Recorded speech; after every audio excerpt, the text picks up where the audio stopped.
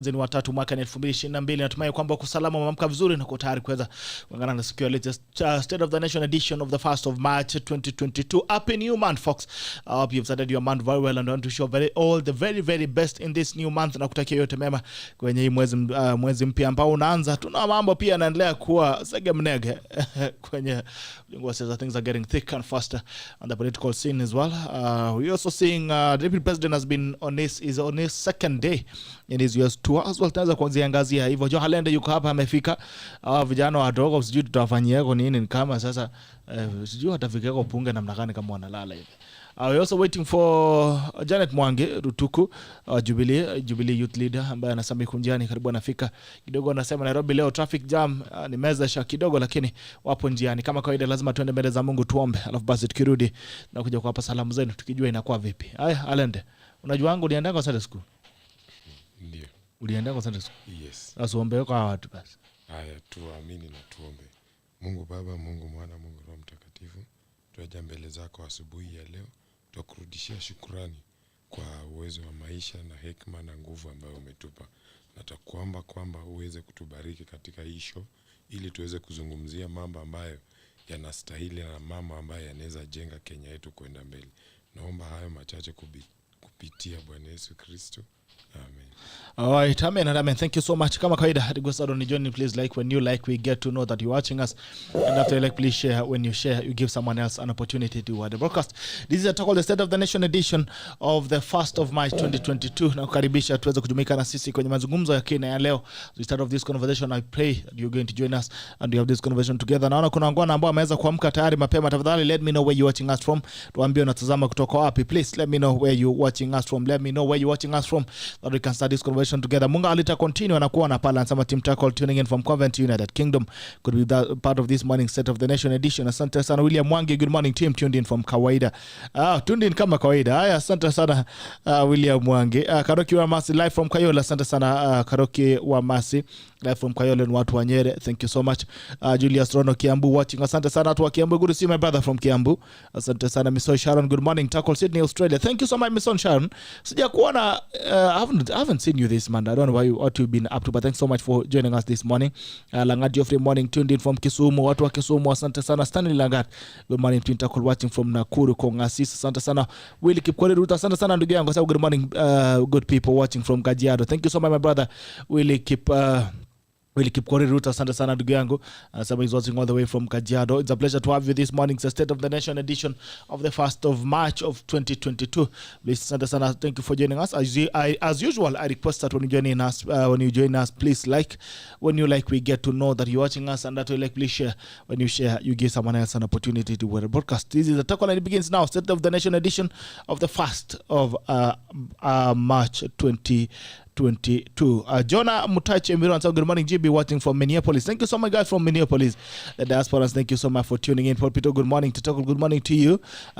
We are Wangari watching from Thikaro. Thank you so much. We are Wangari all the way from Thikaro. It's a pleasure to have you this morning. Tafadhali, thank you. I think we are Wangari is new here. We are Wangari, you must be new. You must be new.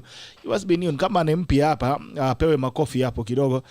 Ben, hebu nisaidie makofi ya mgeni wangu mpya huyu anatoka Thikaro.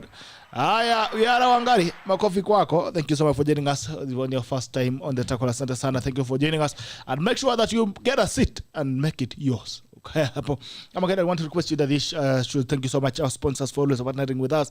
Natakumbusha kwamba kama unajenga hakuna mahali pengine ambapo unaweza pata material safi ya kuweza kujenga apart from Rexer Roofing. Rexer Roofing gives you quality, offers you quality roofing materials, stone coated tires, quality roofing shingles, and also your PVC water harvesting gutters, all from Rexer Roofing. Rexer Roofing roofs your world. Visit www.rexerroofing.com or wapigie simu 0704646664 ama tembelee pale Meneli Court first floor. Ukisema kutuma, by the way, we're running a discount this month. Umwezi wa March. It is March and we're giving you 3% off discount on selected products at Rexer Roofing.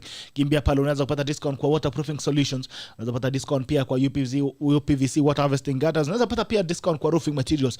Ukisema pale umeweza kutuma na Tackle unaweza kupata discount zako safi zaidi. Courtesy of Rexer Roofing. Rexer Roofing roofs your world. There is no other way to roof than the roof with Rexer Roofing. We are giving you 2 guarantees. One guarantee is a workmanship guarantee of 10 years. And I want to still specify this, that we only give you a workmanship guarantee if we roof your roof. If we roof your roof, We give you a workmanship guarantee of 10 years. And this is where the problem is. Most people, you say you want to buy materials. Alafu unaenda kujiwekea mwenyewe, unatafuta fundi hapo mtaani, anaweka roof vibaya zaidi, inaanza kuregea ama zinakaa vibaya, basi unaanza kulia materials ni mbaya.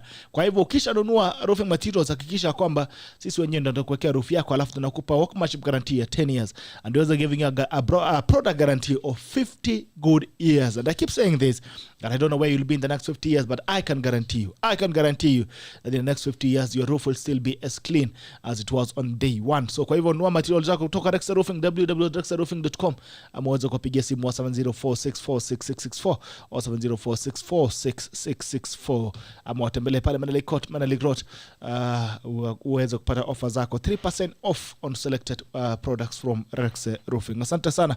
Naona kuna ngona maamka pia mapema zaidi hapa. Naona nani wangwana leo omera ukia Stanley Legat sama good morning team tackle watching from Nakuru Kongasi. I think I've seen that.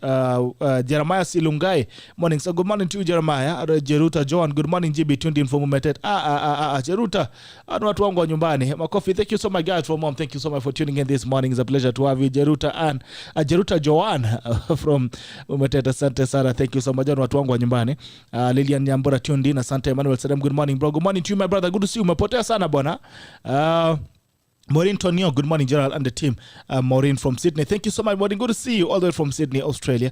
Really appreciate your aspirant. Lilian Nyambura tuombeeko. Yes, Nyambura lazima tuombewe. Haya, Rogers wako ndio khobunda mjengoni. Haya, sema amefika ndio kuingia mjengoni. Ama amesemaje? Hiyo ndio kuingia mjengoni, si ndio Khalende? Anasema ndio kutunda mjengoni. Haya, asante sana watu wa mjengoni. Asante sana kwa kuingia. Rogers Wakoli, Ayole tuned in, Cheruta Johnson, good morning GB. Asante sana majirani pale Dennis Kiru, watu wa Kangemi. Asante sana watu wa Kangemi. Twin Anthony Rongai, Amin Gerard. Asante sana watu wa diaspora, good to see you. Jane Mumbi, good morning, good day. Good morning to you Jane Mumbi. Isaac watching live from Nairobi. Kenya Amos tuned in from Aldai. Victor Koila locked in from 047. Happy new month my brother. Victor Koila, good to see you. Rapata Raptirik, good morning. Tackle watching from Bomet. Asante sana tu wa Bomet, good to see you this morning. Nasikia mambo ya Bomet pia kinaumana. Siasa ya Bomet ni kama kidogo ina mambo kidogo, mnakimbizana mbio pale Bomet. Kwa hivyo tuambie mambo ya Bomet kuna kaa vipi aswa kwenye kiti ya ugavana. Kibrono Langat, good morning from Kapsoya Eldoret. Astana wins Kitale following. Bishop Moses Kamau anasema I have nothing but complete admiration for Janet, the Nyarari of Metumi. Lakini mwambiange Janet umefika hapa kama kuna testimony yako inatolewa, lakini nimwambia kuongeleshe uamkange mapema. Moses Kamau anasema I have nothing but complete admiration for Janet, the Nyarari of Metumi, for what she has achieved politically. Recently, she doesn't need to sound politically correct. She is a self-made woman who has achieved a legendary status on her own, like her friend Pauline Njoroge. Asante sana Bishop Moses Kamau. Alexander Sotich, good morning to Tackle team. Asante sana. Lucy Jessa, falling from Colorado Springs, USA. Thank you so much, diasporans, for tuning in this morning. Kim Kirwa, good morning. Tackles Leo Niko Bungoma, Rono Hian, good morning. Tackle Salimia panelists. Asante Tila Makafeli, morning from diaspora. Mutali K Davis, John Carlos, ameitwa asubuhi. Rosemary Kabugi, good morning. Jetuti Kuto Meta, good to see you. Mepotea sana Chepchichir Kuto, good morning. GB, good morning to you. Tindra, good to see you as well. Good morning, Team Tackle. Peter Williams Freeman, Elo Bitok, watching live from Antwerp, Belgium. Let's pray for peace and blessings in our country Kenya. Haya, tuombeane na tuwe na uchaguzi ya amani. Kuambia kwamba elections will come and go, we'll still have a country, we'll still need each other as neighbors. Kwa hivyo nakukumbusha kwamba when everything rises and settles, you still have yourselves as the people that you live together. You still have your neighbor. You'll not have your politician as the neighbor. Kwa hivyo kisha kama unaweza kupata uchaguzi ya amani, when you're going, please vote and go home. Vote and go home. Tuache drama. Na tutake maandamano hii mwaka elections. Kama kutakuwa na mtu ako na maandamano, nitakuwa na nyaunyo hapo Uhuru Park hakuna mtu anakanyaga. Peter Williams Freeman anasema hello Bitok watching from Atop. Okay, good to see you. Kimngetich to, good morning GB, tuned in very cold day in Dallas. Watu wa Dallas poleni sana. Na utafute ndugu yangu hapa anaitwa Brian kwa hapa Dallas Texas. Mweza kunywa chai pamoja ama kawa. Kibruta Alan, good morning. KCO tuned in. Rono Ian, good morning. Tackle watching live from Rupas Fun and Fitness Center. Watu wangu wa Rupas Fun and Fitness Center, good to see you. Thank you so much kwa kutembelea Rupas Fun and Fitness Center. Salimia ama jamangu kina Cosmas, MC Cosmas na huyu madam hapo GM. Ambia msalimia sana. Mera hello from Somalia, karibu na ile Triangle Maritime. Okay, sawa Mera. Watu wa Somalia, good morning to you Janet. Good morning, Bisok. Kwani unalala sana? First is to apologize for coming in late. Na apologies unaacha kakitu. Ndio apology tunakubali siku hizi. The traffic was crazy today, by the way.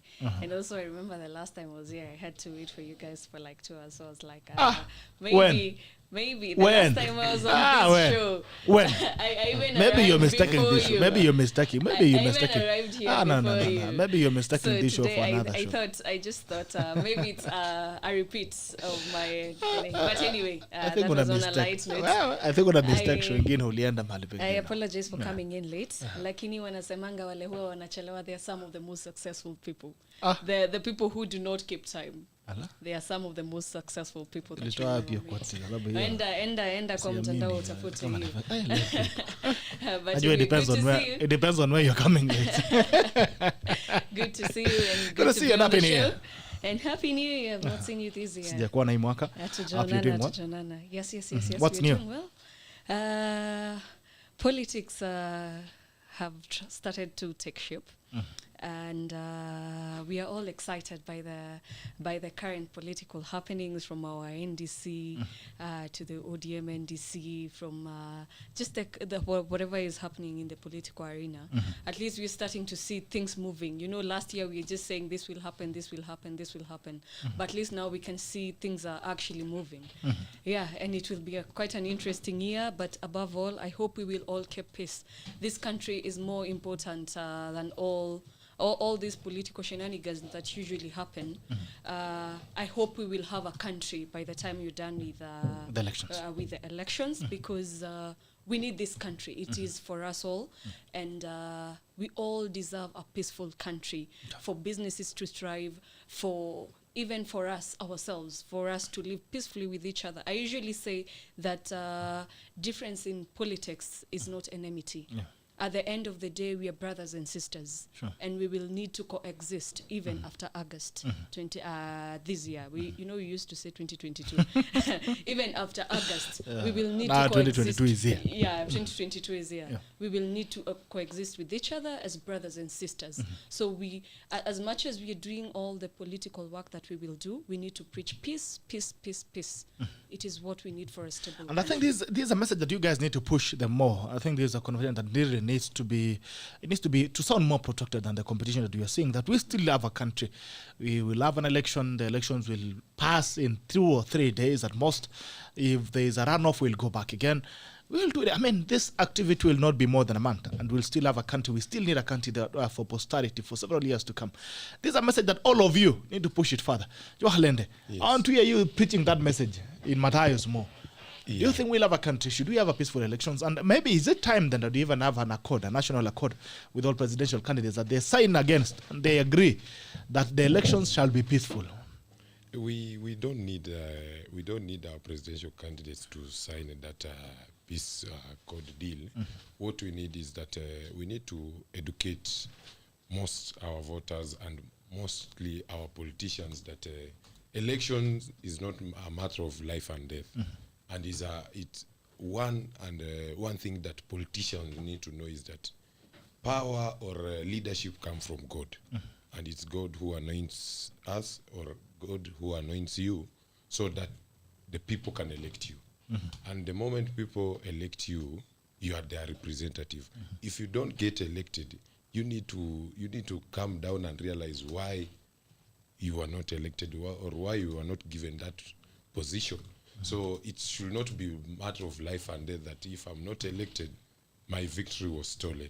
And if it was stolen, you weaponize the support base so that people go for maandamano and mass action to start looting and causing havoc day in, day out. But one thing that we really need to know is from our history, that there's one person who has been very consistent with this mass action and this maandamano thing. And it's only one person who has complained that his victory was stolen. Because in 2002, Uhuru was defeated and Uhuru accepted. And he went home. And Kenya government, the Kibaki government, ruled for 5 years. Then the next election was Raila Odinga was complaining that his victory was stolen. Consequently, the following election, it was Raila Amolo Odinga. Up to today, it's Raila Amolo Odinga. even from the NDC that my sister is talking about, even Raila made that statement, and also Uhuru made that statement, that this time around, let's have a real swearing-in ceremony, not that of people's president. And also Raila was talking about, this time around, let nobody steal my victory. But it's the people who decide, and IBC conducts the election. What actually is the discussion should be, the leaders who are going to contest in this election need to realize that this decision will come from Kenyans. And the moment Kenyans make that decision, as a leader, you need to accept. Okay. And we move But I think then there's no you're not guaranteeing that you will also accept, because now you're shifting blame. You're shifting blame of electoral violence to another person. You're not taking responsibility, because what I want us to do is, I want us to hone this election and agree, all of us, on each side, that we shall ensure that we have a peaceful election. You see, Gerard, that one will be taking us to the next. It's actually the next problem in this country. We have had politics of conmanship, politics of deceit, politics of violence and hooliganism for a very long time. And we need to change that history. Most especially from my sister here. She's a young person, I'm a young person. We do not need to have laws, or we do not need to force leaders to commit that we will have a free and fair election, or we will have an election which is free from violence. It is something that must come out of our leaders. We need to appreciate as leaders that leadership comes from God. And if it comes from God, then it's a divine thing that you are given a responsibility to be a leader in a society. It's not hooliganism, it's not through violence, it's through the ballot. If you have a manifesto, if you have an agenda, if you can convince people that you can solve the problems that Kenyans are facing today, then you should not be worried if you lose an election or if you win an election. But this is the same thing that is happening. From our history, and coalitions have been formed through conmanship and deceit. Today, we are struggling with a new amendment that we have, that even the parties or even the people who are involved in passing that amendment through in our Election Act are not understanding. They forced Kenyans to have a thing called coalition of political parties. They themselves do not understand in a situation they have put themselves in. So it's because in the past, coalitions have been formed through conmanship, through deceit. Now we have reached a point where this same Those are good to see, my brother. Good to see those. So good morning, GB, Janet, and Joe. This is Kunjama. It's Kunjama. Asubuhi njema ya leo. As a State of the Nation edition of the 1st of March. It's a new month, and happy new month, folks. John Kalansamota is so proud of the Enigma Center. Amos Kipkemai Rais wa Lanyasi. Nakusalimia, good morning, live from Karen Center Sana. Simeon Samuelson Tiga, good morning, Gerald Bitok, and the visitors in the house tuned in from Las Vegas. Thank you. Arokiwa Mas, adjust volume upward, please. Okay. I think Noni Belem. So, thoroughly tuned in to hear from Janet, the Jubilee agenda for the next cycle. Our pile of tackles loading. Okay. Asbel Kemba, good morning, live from Eldoret. Happy New Month, sir. Mera, the good lady. Yeah, we will have a country. If for the most part our president should stop leading the charge to whip up tribal emotions. All right, and we go back to Rico Para. Good morning, JB Msalimia sana, mbunge wangu Jo Halende, Mathayo ziko imara, asante. Hupa kuche Fine Vincent at Chebalungu, asante watu wa Chebalungu. We go back to last week, turning it back a bit to Sagana. You were in Sagana, Janet. Yes, I was. And I think you're best placed to tell us what the meeting was all about and what it managed to achieve. We were in Sagana. We had a meeting with the president, and it was quite a good meeting, by the way. And I've had somebody saying that the president should stop whipping tribal wars, I don't know, with the church. The president did not attack the church. What he said is that the church has been misused by politicians, whereby they loot and then take that loot to the church. That is what the president said, and that is not attacking the church. And in any case, we need to bring sanity to our churches. Our churches are our moral fabric. It is not a place where we go to play politics. So I think it is the high time our spiritual leaders separate those two. And I think it even became a law that politicians should not contribute money in Harambes, because it had become so much. Like every church is inviting politicians, then ati sijui anaenda and the president was very clear by the way, ati kuna mtu alikuwa anaenda anasema ati nimeleta 1 million na 1 million kutoka kwa president. But the president was very clear and he said at no one point did he ever give anybody money to go and contribute for him in church. Okay. So I think that I think those were some of the things that were made so clear. And then the fact that our people have been asking what really happened between the president and his deputy, you know, and he needed to come out clearly and say this and this and this and this is what happened. And let me tell you, Uhuru Muigai Kenyatta is our political leader in Central Kenya. Let nobody lie to you that he is not. He's our president and he's our political leader. And if you remember it was sometime in 2011, when Michuki stood and said, if you need anything to bring to us as the mountain, this is the person to go through. If you need to bring anything to Central Kenya, this is a person to go through. That has not changed to date. Okay. Because Uhuru has been our leader at Central Kenya, and he has never at any one point stood and said, from today onwards, huyu ndiye mtu nimewaletea, yeye atakuwa anakuja kueleza mambo ya uko Mount Kenya. So it was just a meeting where he was talking to his people in a language they understand best. And because I was even in that meeting, when he started speaking, people said, please address us in our language. Okay. Please address us in. Nilikuwa naona watu wakisema ati ilikuwa meeting ya nyumba 10 na nini na nini. And even one we were expecting like 5,000 people in that meeting. The people who came were around 27,000. Wengine hata walikuwa wametuma watu kukuja kuharibu mkutano. But the people listened to the leader. If you were there, you could see the kind of reception the president gets when it comes to Central Kenya. And people were saying the president is being involved in 2022 politics. He is a Kenyan like anybody else. He has a right to say who is... And he said, me, I only have one vote. I will only come and the one vote that I will cast. I will only come and give you guidance on maybe the person I think should lead this country. He never said, ati atakuja kuambia mtu wewe hapana usipigie huyu. Alisema mimi niko na kura moja pekee. Na hata wewe mwingine uko na kura moja peke yake. Ni wewe utaamua ni nani utapigia kura, lakini lazima niwaambie ile mambo yamekuwa yakitendeka kwa serikali yangu. Alisema how they have been working, how what he has been able to achieve since the days of handshake. And when we were when my counterpart here was talking about this, I think we need to hold our leaders accountable by preaching the message of peace, because these are people who have following. And what we saw in 2018, this country was ungovernable. It had become chaotic. But what did the president do? The moment he was elected, he knew, I am not the president of only the people who elected me. I am the president of Kenya, of a country that I need to lead. And what do? I need to extend a hand of working together. And that is why when we saw him shaking hands with Raila Odinga in 2018, and from there things started moving. There was peace in the country. So when we try to paint Raila Odinga as somebody who does not love peace, I think he's one person who has sacrificed so much for this country, because history can judge him.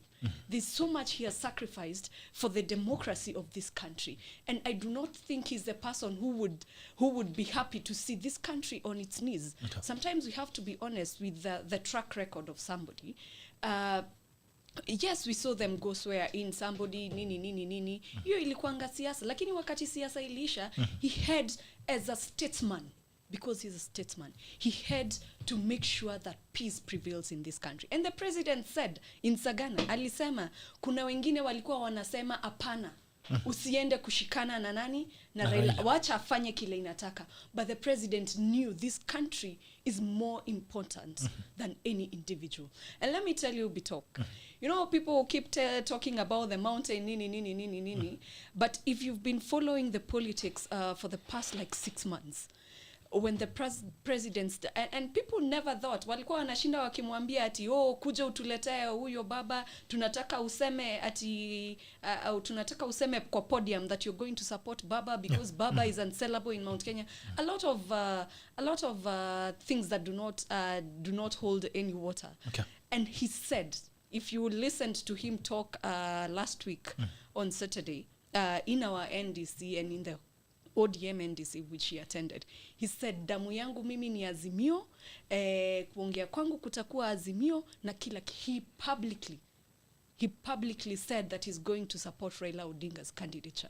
And if you've been following the polls in Mount Kenya, sometime last year, at the beginning of last year, the deputy president ratings in Mount Kenya were about 90-something%. Because the president said, mimi nataka kwanza tufanye kazi. And he even said in Sagana that hata huyo mwingine si ati hatutaki asikue president. Huyo mwingine ni nani? Kwa nini anasemanga huyo mwingine? No, he said hata yeye si ati sitaki akue president.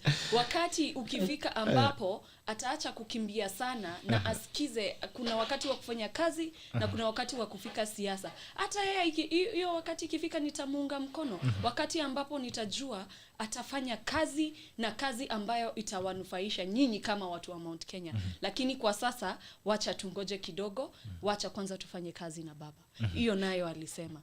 And the president, I think if you've ever been somewhere, he's a happy man. Unajua nyinyi mnasemanga ati sijui alikuwa amelewa, sijui nini. Sasa ndio mmejua for the whole 10 years. Nani alisema kusema nini? Ni kila nani. Watu wa ila mlango ingine ndio wanasemanga hivyo. Lakini if you listen to the president, if you see him speaking, you will see him speaking from his heart. I think I was even telling a couple of friends, like, since 2017, the first time I saw the president in campaign mode, the one that he was in 2017, that was in Sagana. Okay. That is the first time I saw his political side reawaken. Not his political, because we've seen his political side for somebody. I mean the political part of him. Yeah, yes. Reawakening. The political side of him was on a go slow because he was working. And that is what he said. Lakini alisema sasa wakati wa siasa umefika. Do you think siasa tutafanya? Do you think the meeting achieved what it was supposed to achieve? Yes. And it's not the only one. We had Sagana 2 last time when I had the opportunity to speak on behalf of the youth. That was in last year in February, end of January.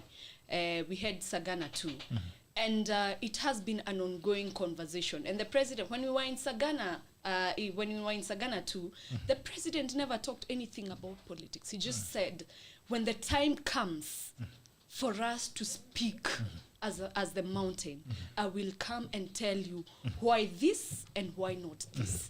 And that is what now he's doing. And if you are there, the 27,000 people that were there in the Sagana State Lodge, can tell you for a fact. Hata wale walikuwa wametumwa waje kuharibu mkutano. Huyu ilikuwa mkutano ya Mlima Kenya, kwa hivyo sidhani yeye alikuwa ametumwa. Lakini wale wa Mlimani walikuwa wametumwa kukuja kuharibu hiyo mkutano. Wanaweza kuambia they saw the president that we elected. A president that told them what he has achieved in those 10 years that he has been in power. And he told them, now that wakati wa siasa umekuja, I need somebody who can continue with my legacy. I need somebody who can complete what we started. And he gave them the person. And he said that person is none other Raila Odinga. Raila Amolo Odinga. Yes. KHALENDE, do you think the Sagana meeting achieved what it was supposed to achieve? First of all, what was it supposed to achieve? And did it achieve it? And also, there's something that Janet has brought out about the rise of Raila Odinga in the mountain. I don't know how true that is. I shall say that since last year, we've seen Raila Odinga scaling up the mountain, and William Ruto has been sliding off the mountain. Let's talk about Sagana first. Did it achieve? What do you think it was supposed to achieve, and did it achieve? Sagana did not achieve anything. Sagana was just a normal meeting that the president decided that he should have, or he should go and throw some jabs at William Ruto. but it did not achieve something significant. Because as everybody agrees that Jubilee is dead, erecting billboards, having t-shirts, having fanfare does not resuscitate Jubilee. Because the people who built Jubilee left long time ago, and Jubilee is in the past. We are in the present. And what the president was trying to do in Sagana was trying to, in fact, the headlines were, he's going to spill the beans. But from the interpretation that we got from Sagana, I did not hear anything new that the president was speaking. In fact, what the president confirmed is that all along, all the senior civil servants or all the people close to him have been saying is actually what he confirmed, that he was the one who was sending them. And I want to tell my sister Janet that if there's anybody who shares the same ideology or the same belief and who can continue the legacy of one President Uhuru Muigai Kenyatta, is none other than his deputy William Samoei Ruto. Because they built Jubilee together. They formed an agenda that was the Big Four agenda together, and they crisscrossed this country, promising Kenyans to deliver the Big Four, deliver the jobs to the young people together during the campaigns. So you cannot tell me that after the campaigns immediately you have a handshake, then that changes. So if it changes, then it means it's Uhuru who changed, not William Ruto. Because consistently, William Ruto was the only person after 2017 who was speaking about the Big Four, and yet the president had moved to BBI and other things. So if there's anybody who can transform or can secure the legacy of Uhuru Muigai Kenyatta, it is William Samoei Ruto. Let us not lie ourselves, because Raila Odinga does not understand what is Big Four, does not understand the formation of Jubilee Party, the ideology behind the Jubilee Party. I was the Secretary General of a political party called Labour Party, with the party leader Babu Namwamba. And I read the statement supporting the Uhuru Ruto at that particular time in 2017. So I know and I understand the manifesto of Jubilee. More than the people who are currently saying that, who are supporting President Uhuru in Azimio. They do not understand the Big Four. And in fact, even if you look at the agenda, and you look at our agenda in UDA and Hustler Nation, our agenda is basically we have picked the positive side to do the Big Four, that we want to implement it and secure it through bottom-up economic model. But them in Azimio, they do not share anything to do with the Big Four. And so we cannot convince, or you cannot tell Kenyans that it's Raila who will secure Uhuru's legacy.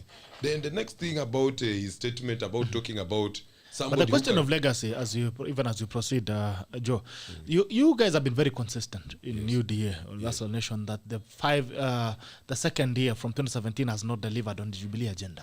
So when you say that the deputy president will secure Uhuru's agenda, are you then saying that Uhuru has actually worked? He has a legacy. He suddenly has a legacy. We cannot take it for. We cannot. Let's give to Caesar what belongs to Caesar. Uhuru has a legacy, but what we are saying is that after the handshake, Uhuru abandoned the Jubilee agenda, which was the Big Four. He moved to BBI, and that's where our problem with Uhuru is. So the legacy you're protecting is from 2013 to 2017. 2017. So from 2017, there's no legacy. From 2017, there's no legacy. And the one thing that my sister can confirm here is that to President Uhuru, youth matter at the time of campaign. Because I remember in 2017, the same things that are happening today happened in 2017, about revamping Jubilee, about having a campaign, about transforming this country, using and creating jobs for the youth. But immediately President Uhuru was elected, he started appointing octogenarians in government and left the youths aside. And today, and in the last week, I saw him hosting youths in the State House.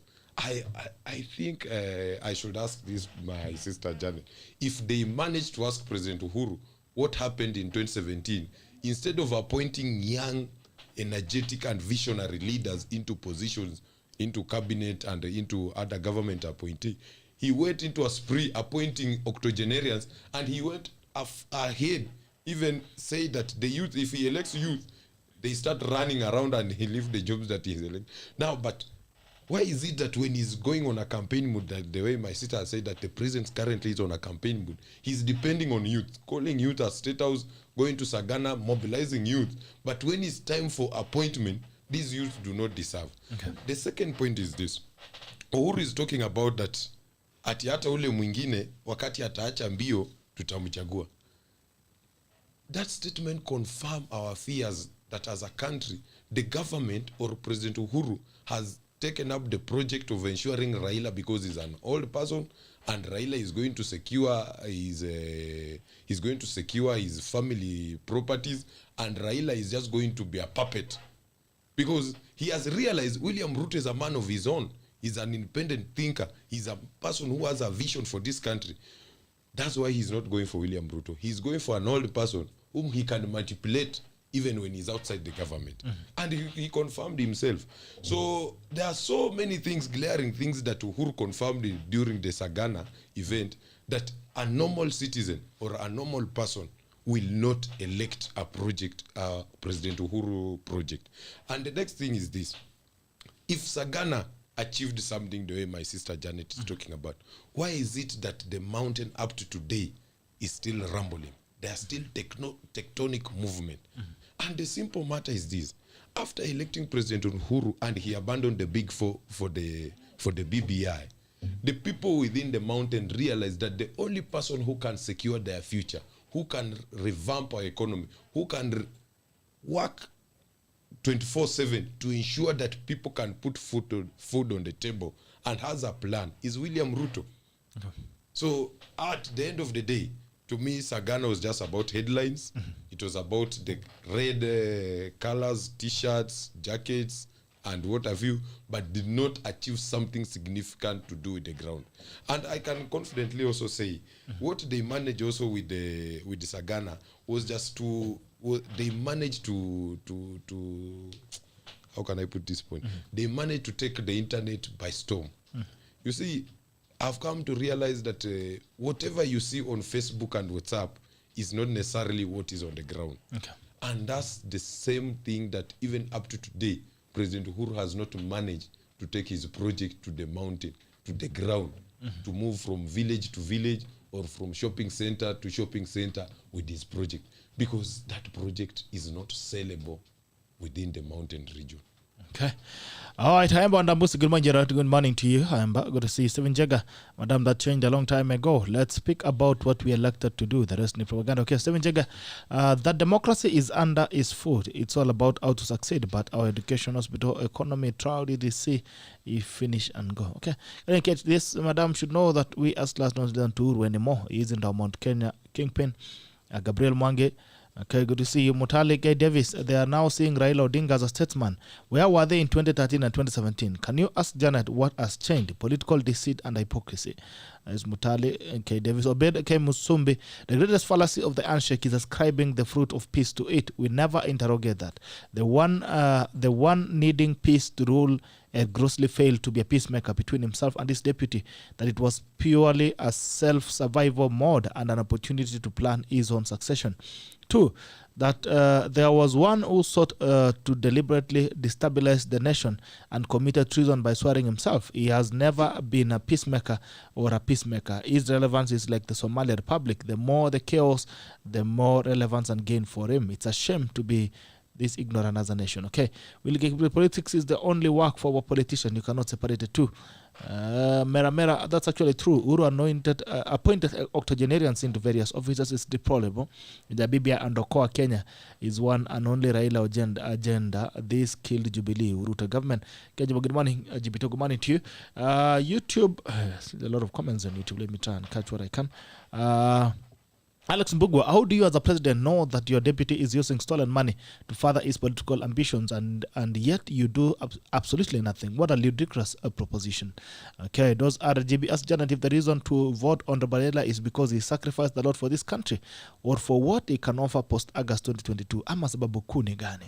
Okay, what's the biggest agenda? What's the biggest reason beyond supporting Raila Odinga? Obed Kim, the greatest fallacy of the handshake is, I think I've read that on on Facebook. Samarao has never been a peacemaker or a peacemaker.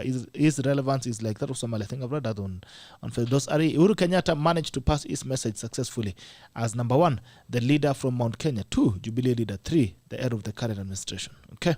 All right. Back to you, John. Before, let me add something. You see, we cannot reduce Uhuru from the president to a village guru. And that's the biggest mistake that Uhuru, close allies or Uhuru is making. He's a president who is going to retirement. He should not reduce himself from a statesman to a village guru. Some of these things that they are forcing Uhuru to do not make sense. That Uhuru has decided to go back to his region to start and weeping emotion in his region. Because in 2017, I was a voter in Budalangi. I was campaigning for one Ababu Namwamba. In 2013, Uhuru managed to get 300 votes in Budalangi. Okay. In 2017, Uhuru managed to get 10,600 votes. So when he goes to Sagana and speak in his mother tongue and start weeping emotions there, how does it resonate to the 10,000 voters in Budalangi that voted for him and believed in his Big Four agenda? Okay. It doesn't make sense. And some of these things should not be encouraged anymore. We should just tell President Uhuru that he's going to face the consequences, and the consequences is that he's going to be ashamed on 9th August this year, because they do not make sense to any reasonable person in this country. All right. Okay. Kevin Munana Mugame says Azimio is taking my Kenya by storm. Back to you. One, I wanted to say, you're saying he was saying that President Uhuru Kenyatta only looks for the youth when he wants to campaign. We had Wambui Nyutu leading the youth presidential campaign in 2017. We had Wambui Nyutu, we had Zach Kinuthia, we had Ochengo from Kisii, and right now Wambui is the youngest ever commissioner at the NCAC, and she's the vice chairperson of that commission. Second, we had Zach Kinuthia as a CAS in this government. Okay. We had other young people in the same cabinet. We had Annie Nyaga. We have the CAS for Health, Mercy Mwangangi. We had the likes of AGM Gakuru joining PDU. We had Kino Chengo joining PDU. The young people who were involved in running President Kenyatta campaign are somewhere in government. Some are in the county assemblies. Some are in the county cabinets as CECs, as chief officers. So when you say that President Kenyatta only uses the youth when he wants to campaign, that's a fallacy, because we've seen him appointing young people in key government positions. Okay. Secondly, when we say that President Uhuru Kenyatta, the legacy he has is only between 2013 to 2017, yet today we have his deputy who says that he was chased out of government. Anakuja uko Nyeri anasema 2017 tulimwambia tutawajengea, si tumewajengea. Anakuja Muranga, si 2017 tuliwaahidi tutafanya hivi, si mnaona serikali yetu imefanya. Anaenda mahali kwingine, anaenda uko Mombasa anasema hii barabara si tuliwaambia tutajenga, si tumejenga. Then is that not riding on President Uhuru's legacy, which is not actually part of, because he has, but what he does is whenever there are failures, he disassociates himself from the government. But wherever there are successes, he associates himself with that success. That is anasema kama kuna success ni yetu, lakini kama kuna failure ni yako, si yangu, siko hapo. Hiyo ni utapeli, but because no, let me finish. Let her finish. Hiyo ni utapeli. And then when you say, when my friend here says that what the meeting at Sagana was supposed to achieve did not achieve, you did not know what that meeting was supposed to achieve. You do not understand why that meeting was convened, yet you're the first person to come say whatever it was supposed to achieve, it did not achieve. You are not even an invitee to that to that particular meeting. Hujui watu walikuwa wanaitwa kwenda kufanya nini. Lakini ni wewe wa kwanza kusema ati chochote ambacho kilikuwa kinazungumzwa hapo hakuna maana ilikuwa nayo. Uliza wenye walikuwa hapo ndani. Wenye walipanga mkutano na wale walikuwa kwenye mkutano kama hiyo mkutano ili achieve what it was supposed to achieve. And then when you say that Raila Odinga cannot be sold in the mountain. One, you do not come from the mountain. You cannot speak for us. Okay. When you say that Raila Odinga cannot be sold in Mount Kenya, and you do not know how the Mount Kenya people react to him when he comes there, you've never been in any meeting in Mount Kenya when he's there, unaongea kama nani na wewe si wa Mlima Kenya kwanza. Hujai kuja kwa mikutano yetu. Hujai panga mkutano wa Mlima Kenya ukamuita baba, watu wakakosa kumsikiza. So I don't know from what perspective he's speaking, and bearing in mind he's not from the mountain. Then he's talking about Uhuru manipulating Baba. I think Baba is one of the most solid politicians in this country. He's not somebody you can just assume like you can manipulate. He's one of the solid politicians in this country. Somebody who has his own mind. Somebody who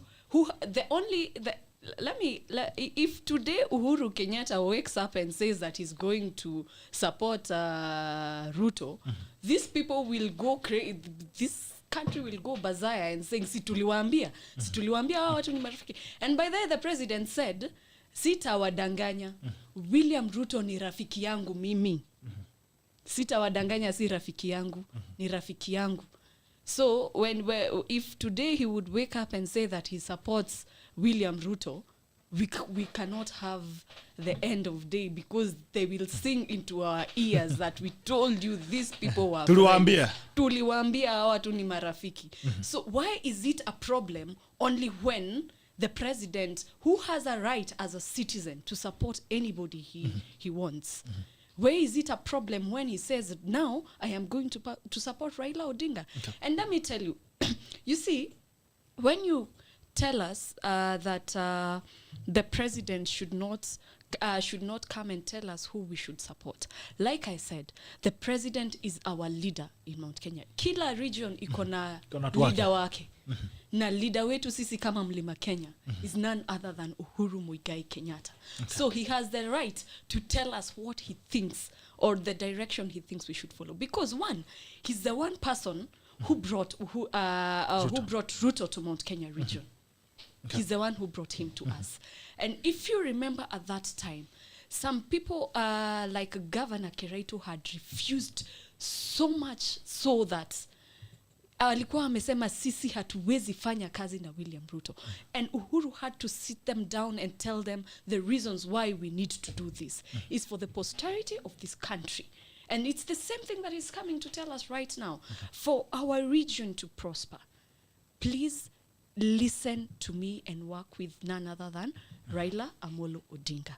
Okay. If there comes a time that we can sit down with my deputy and see that we can work together, then it is fine. We will work together. But as it stands right now, the one person that the central region can work with well is none other than Raila Amolo Odinga. Because one, the president is the only person who has worked directly with Ruto. He has worked directly with Raila Odinga. So he knows between the two, which is the lesser evil. Between the two, who is better to work with as a mountain. And then he said that Jubilee is dead. You know, it is funny to say Jubilee is dead because the president alisema vizuri sana. Hawa watu walikuwa wanashinda wakiniambia amsha chama, lakini mimi nawaambia niko kazi. Wakati wa siasa utafika na tutafanya siasa. Na sasa kwa sababu wakati wa siasa umefika, wacha tufanye siasa. And that is why you're seeing the revamping of the party. Okay. Because people were really pushing him to get another party, let's have another vehicle. And he said, no, Jubilee administration has worked and it has its legacy. I am not going to kill Jubilee party. And that is why you saw it was being revamped. It is being, you saw the return of the dove. A dove that showcases peace. It's only the hands that disappear. Mkono moja ilibidi kakatwa kwa sababu hiyo mkono moja mikono zote zimeenda. Haikuwa inaleta maneno mzuri katika Jubilee administration, kwa hivyo lazima ingeenda. Lakini if you look at it closely, the return of the dove is the reincarnation of TNA. Just the way these people have reincarnated URP through UDA. The return of the dove is reincarnation of TNA. And TNA was one solid party. So, nitasema, acha tuone nini. Kuna swali yako hapo kutoka kwa Mutali K. Davis. It's convenient. It's not like we did not know that Raila is a statesman. Okay. It's because we knew we have to get our votes. So did you mean what you said then? No, we did not mean it. So do you mean what you're saying now? It's just political. It was just so do you mean what you're banter. saying now? Yes, I believe. Because it's politics still. It's politics still, but so do you mean going with his history, his history is what makes you believe that Raila is a statesman. Right. It's not just because of the politics that are happening right now. It is because of what he has done. So back then you believed Raila Odinga for this country. Back then you believed that Raila Odinga deserved to be president. When you say Raila ni kemo luki, that is to say Raila is a crazy person. But I know Raila is not crazy. No, but you said he was unfit to be president. No, we were saying, like I'm saying, Bitok. I just want to know this clearly so that when you're talking about these things, and wao walikuwa wanamuita huyu ni mlevi, hastahili kufanya kulead this country na nini na yeye Uhuru anasema huyu ni mrogi sijui nini and all those kind of things. Any sane person or any person who can analyze those words critically will know that's just political banter that is bound to make believe. Okay. But in real sense, at the back of your mind, you know, it is not true. There's no way I believe Raila is a crazy person. There's no way I believe, there's no way somebody else would believe Uhuru ni mlevi kwa hivyo ati haezi ongoza nchi. I mean, how many people drink? Don't you drink Bitok? I drink tea. And recharge now. Nikienda sana ni recharge. Nikienda sana ni recharge. Hata nawaleta. I mean, even right now during this campaign period, utaskia so many words that are being thrown around. Okay. But in real sense, any person that analyzes these words critically will know those are not things that you should bank on when you're voting for somebody. So no, we banked on it. We banked on it and we voted. We banked on it. We banked on it. You cannot tell us you cannot bank on it. I believe that Raila is a statesman. Me, I believed he was a madman. I voted against him. Kutoka kitambo si saa hii ndo naamini ni kutoka kitambo. Nilisikia man kasema yenyewe ni kama jamaa kitu yake si mzuri. So I mean, people will say anything to get votes. Recharge. Acha ni recharge kwanza. Mimi nakunywa ginger leo. Acha ni recharge. With the history of political deceit, with the history of this conmanship in our politics, that's why my sister with his Uhuru's thing, they're having a problem to convince Kenyans. And on the other side, Raila also is having a problem to form a coalition with Kalonzo. Because Raila conned Kalonzo in 2013, Raila conned Kalonzo in 2017. Kalonzo has said enough is enough, he cannot be conned anymore. So he's having a problem convincing or bringing Kalonzo on the table. On this other side, Uhuru conned people with yangu kumi, yako kumi.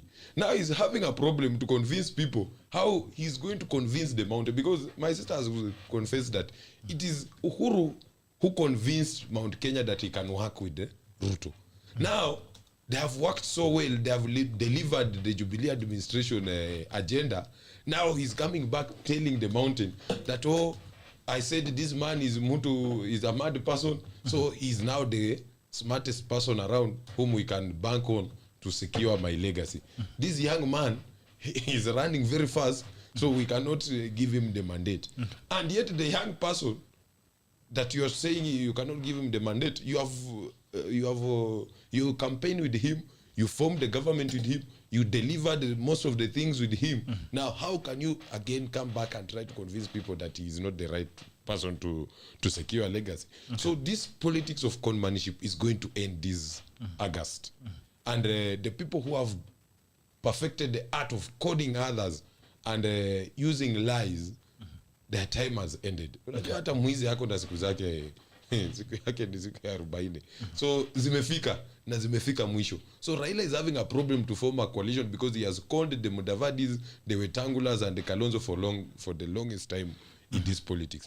Uhuru on the same side, on the other side, he called the people with the yangu kumi yako kumi for 10 years.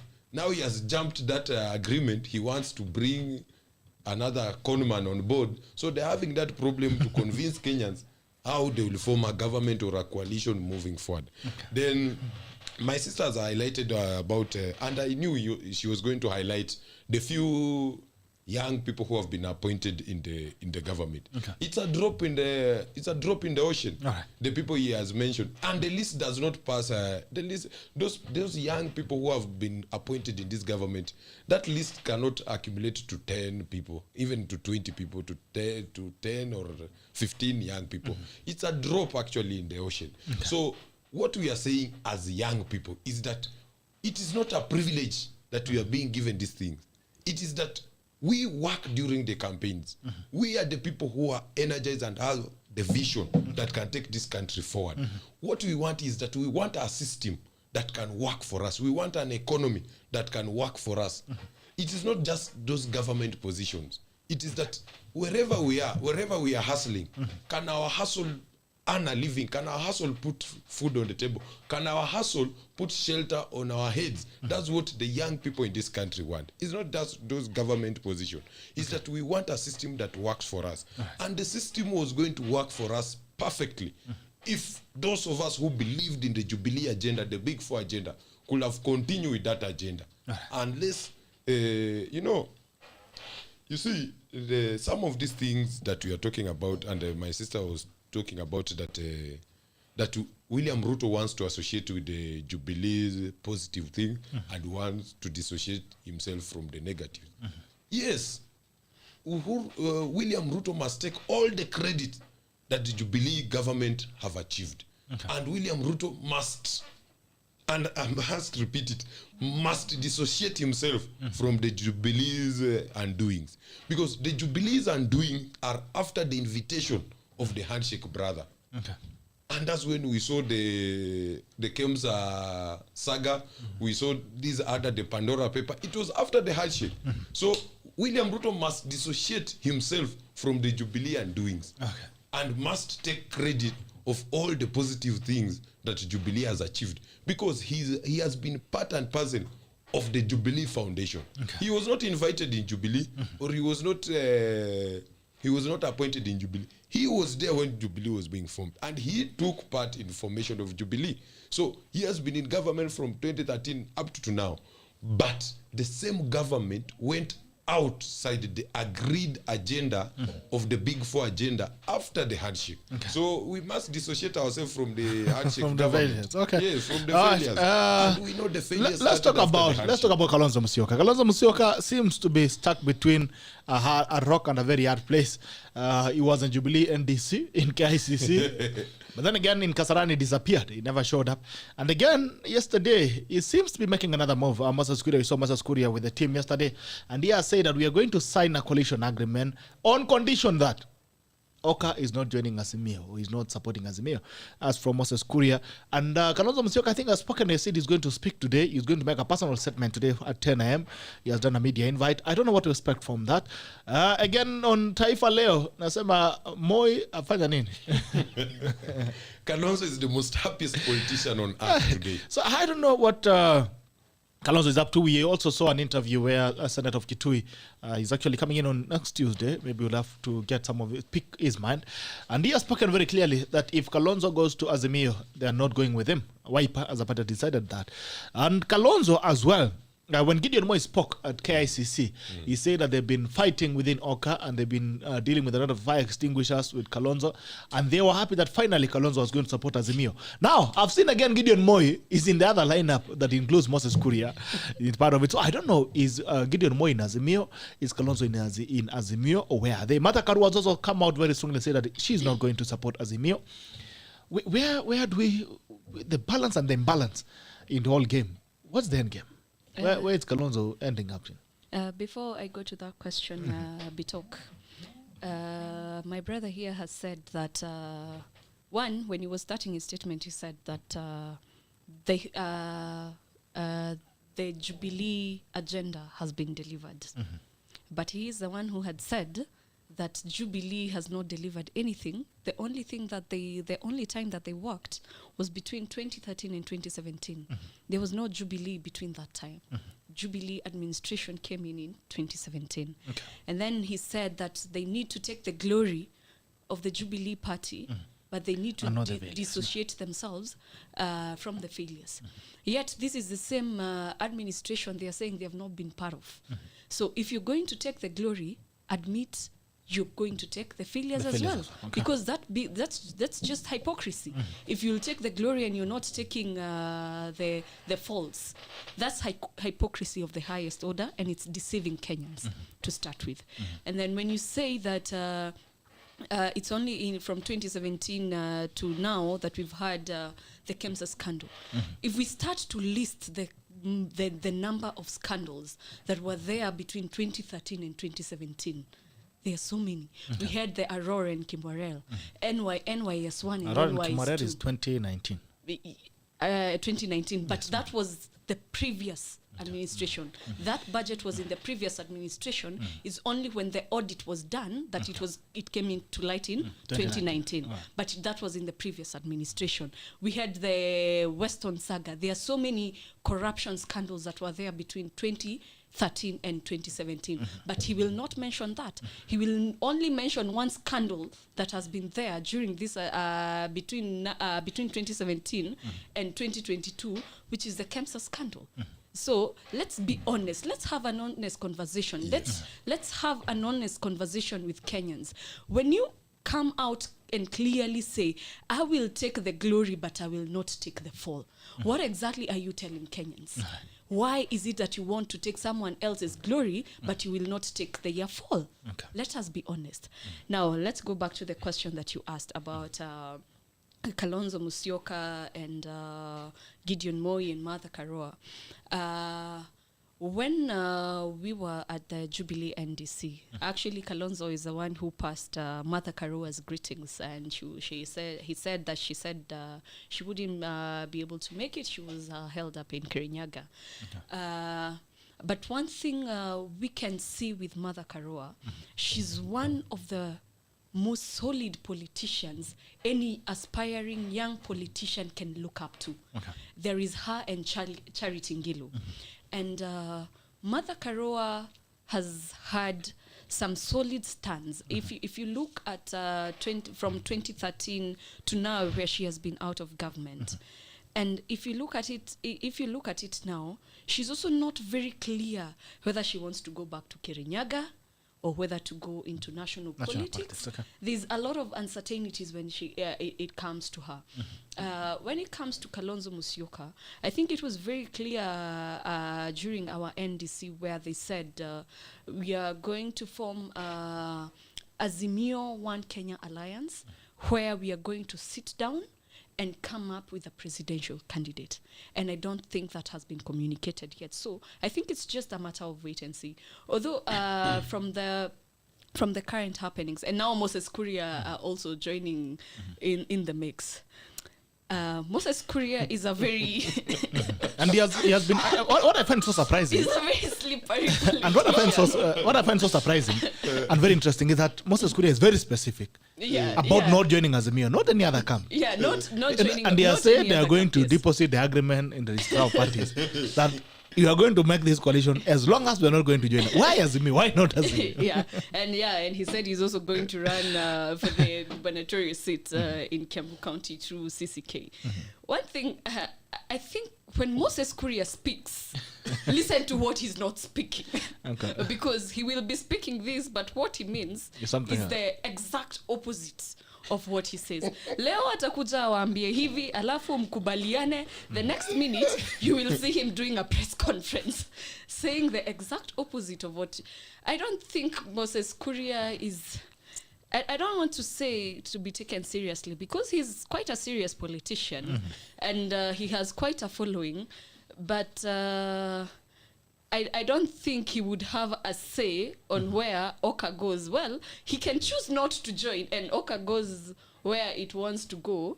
But I will choose not to comment. She's been very careful. I will choose not to comment because I might say something that might eat Azimio. No, not even Azimio. It might come back to bite. But MK is an interesting politician. That's what I will say. That's what I will say. Khalende. Yes, what I think is this: Kalonzo is the most happiest politician today. Today on earth, if you are to place all the politicians, all the presidential on the happy indexes, yes, Kalonzo is the most happiest politician for simple reason. Kalonzo has been conned in 2013, he has been conned in 2017, and he has realized the person who has been conning him and how he has been conning him. So what he has decided is to put his terms and conditions on the table, and he's waiting for the results. That's what Kalonzo has said. First thing, Kalonzo is saying that he must be paid the 87 million that Raila owes him. First, he must be paid. Second, he's saying that through the MOU that him as Kalonzo and Raila Odinga have been having is that they agreed in 2017 whether Raila wins or he loses, Raila was to support him in 2022. So that one also must be, he must be assured. So Kalonzo is the most happiest politician today. Second of all, the interesting part that my sister has said she's not going to comment, the joining of Moses Kuria in Oka. By the way, Oka, at first I said Oka is a mirage. And I need to be consistent because initially Oka was Mudavadi, Wetangula, Kalonzo, and Gideon. Wetangula and Mudavadi disappeared in thin air and they joined Kenya Kwanza. But I still believe also Kalonzo, Gideon are going to part ways. Okay. Gideon is in Azimio full time. He's on party time in Oka. But Kalonzo, he has placed his terms and conditions on the table. And I think, and the way we are saying that this coalition of conmen of Uhuru and Raila is going to succeed is that Kalonzo knows very well he has been conned by Raila, and that's why he did not attend the ODM NDC. That's the truth of the matter. And he attended the Jubilee one. But also, Kalonzo knows that Uhuru is going to bargain on his behalf. But what Kalonzo he has made sure is this. He has made sure that even if Uhuru is going to bargain for Kalonzo, he's going to bargain for Kalonzo on Kalonzo's terms, not on Uhuru's terms. So even Uhuru is finding difficult in forming Azimio.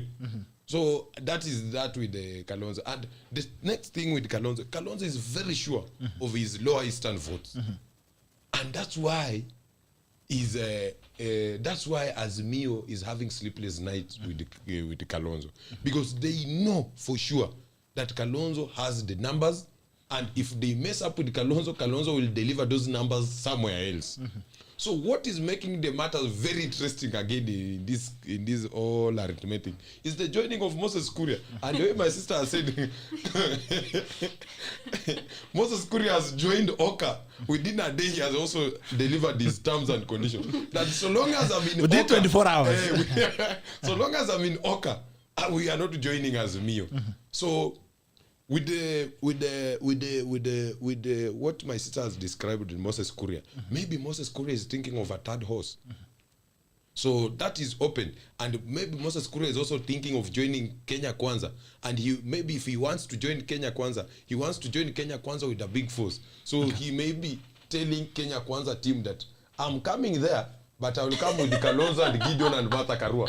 So just know that my bargaining power has risen. So that's my market value has gone up. Yes, my market value has gone up. So that is Moses Kuria for you, and that's the interesting thing, and it's making sleepless night on the other camp of Azimio.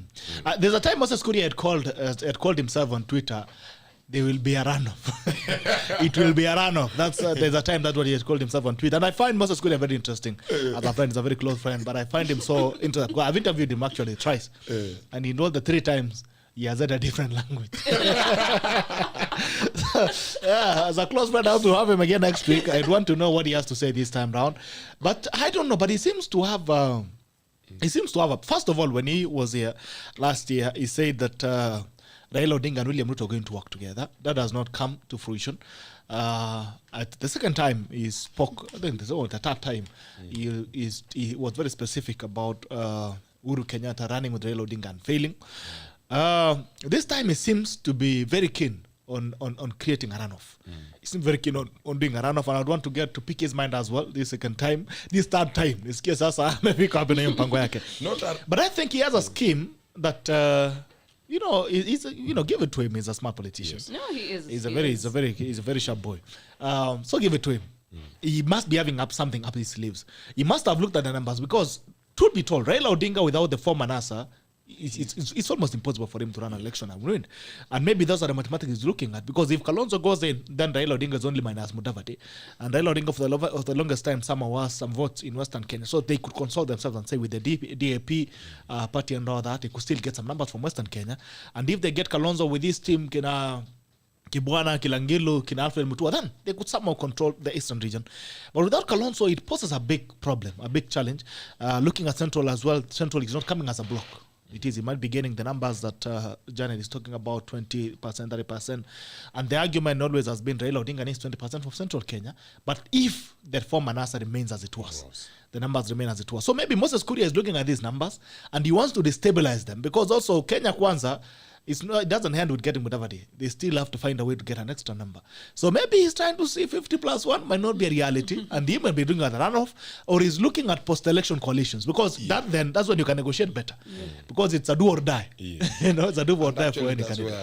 Maybe that's where he's putting his money. But now the bigger danger is Gideon Moi is a die and die Azimio. He's died on whole. He's an Azimio guy. You cannot change him from that. We have Kalonzo Musyoka, who doesn't seem to be really very keen. He doesn't seem to be very decisive on where he's going. We have Martha Karua. I think Martha Karua is solid. But again, the question would be, how much votes is she bringing on board? Yeah. Who else is in the equation? Jirongo. Jirongo. So maybe that's what Moses Kuria is planning. And it could work, actually. Looking at very cleanly, if you look at the mathematics and the numbers, it could work. It could work in Moses Kuria's favor in creating a runoff, or in getting a very serious negotiating power post elections in August. Well, I think we have the benefit of time. Maybe by the end of this month, we can be able to analyze clearly where exactly who's going to get these votes. Also, do not forget the running mate question. Because if you've been following online, yesterday there was quite some fight between Gachagua and ANC, whereby Gachagua went and said that the running mate is going to come from Mount Kenya, yes. and they're going to be unveiled soon. And then ANC did a statement that was not very kind to Gachagua. And then we had Wetangula coming out and saying that Kenya Kwanza coalition is a coalition of equal parties, and that is Ford Kenya, ANC, and UDA. And there is no way we can have a president and deputy coming from the same party. So I think those dynamics will be shaped clearly, whereby we can be able to see this person is going to get this. Because right now, everybody is trying to up their stakes. So that they can be able to negotiate. Everybody, Kalonzo is trying to up his stakes. Moses Kuria, I don't know what he's trying to do. So yeah, I think by the end of this month, and by the time the candidates get to pick their running mates, we will be able to see clearly where this is going to and where this block is going to. I think then we can be able to analyze what is where the votes are gonna go. Yeah. All right. I think documents number 0779-800 bunga la mwenyeji liko wazi. Nambari ni 0779-800-010 au 0779-800-010. Bunga la mwenyeji liko wazi. Nambari ni 0779-800-010 au 0779-800-010. Bunga is open au 0779-800-010. Kevin Munene Mugambi anasema mera I'm not believing what I'm believing. I'm talking about the matter that's in real ground. Okay, let me try and just pick it up from the top. All right. Steve Bano. Okay. Tanza na wapi hapa?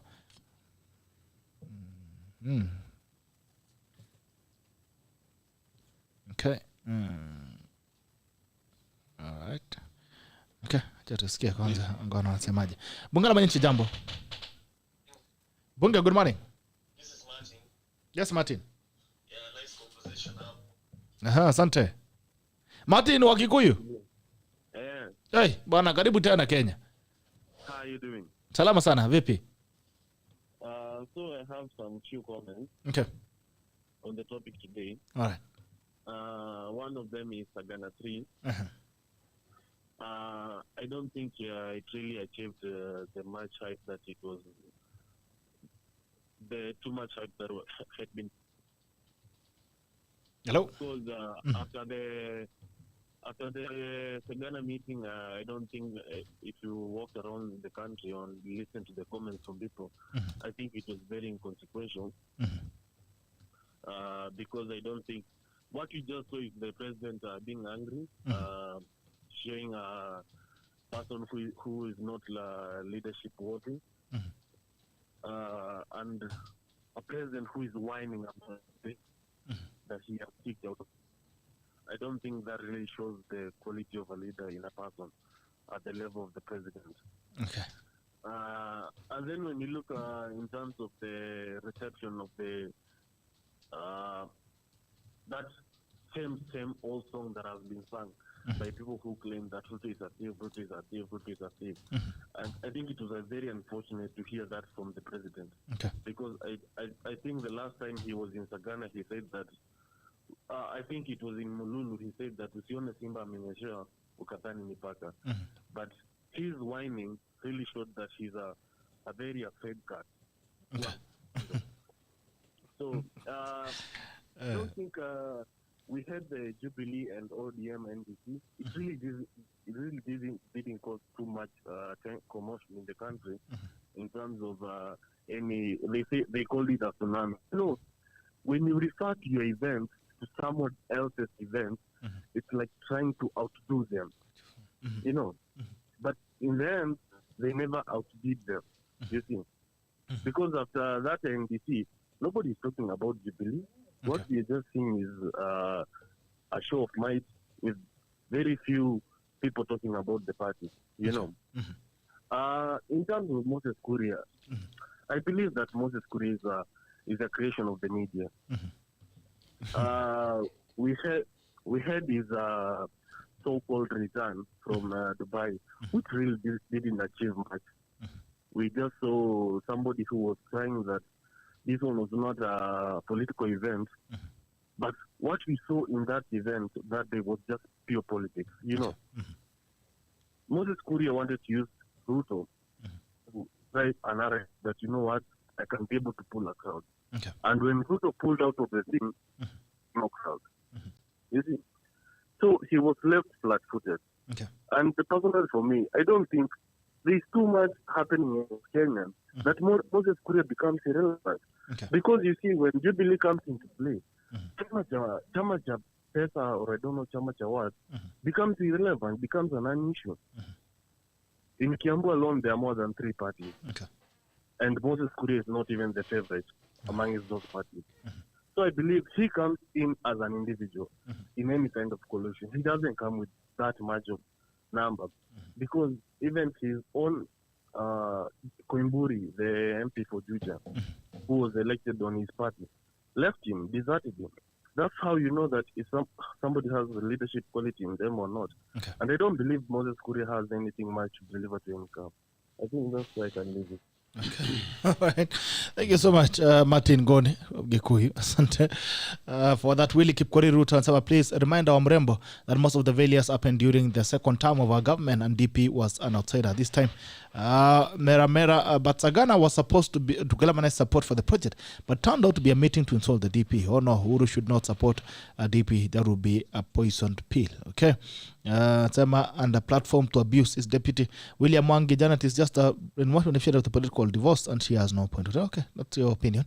Kevin Munana Mugambi, it's true, Janet, you cannot speak on behalf of the people of Mount Kenya. Ruto's popularity is diminishing day by day, more so because Uhuru has removed the doubt that he is playing Raila. You can't compare Ruto's 2018 popularity with the 2022. He's now fighting for even 40%. William Mwangi asked Janet what they are saying about Ruto political. They believe in it. Ama later when Ruto becomes president, they will say it was politics. Okay. Rico Para, in the dynamics of politics, does one really need to come from a certain region to discuss national politics? I think Janet is confusing national and village politics. All right. Okay, Rick. Mera, where is evidence that Ruto's support is diminishing? Mutali K. Davis, on the same context, they are saying Ruto ni mwizi. Can she confirm that it's also not for convincing the masses? Okay. Steve Barno, so what they are saying about Ruto are lies. So the president is lying to Kenyans. Okay, Gilly Kip Boyd. Good morning, Njibi. The lady should stop lying. Just tell us the truth. And the Uhuru and the Mount Kenya tycoon, so that the business are secured. Come on, Kenya. Kenyans are smart nowadays. Steve Barno, political comradeship is anting Uhuru and Raila Azimio. Acting, okay. Kalipto Coach following clearly, thank you. Kevin Munana Mugambi, Mera, stop pretending that Ruto has the 90% he claimed to have in Mount Kenya in 2018 when Raila was being chased away in Mount Kenya. Now you can see Raila gathering crowds in Mount Kenya, okay. William Mwangi, which crowds has Raila gathered? He imports crowds from Kibra and Mathare. You saw it in Muranga. Raila is just an old donkey with broken legs. Mabebwa too, okay. Kimtaroti, the fact is you never stand between a man and his or a meal. Janet is defending a meal by all means necessary, so let the people decide freely. The president has a need an agenda, and the dynasties are threatened, and they have to come up with a plan.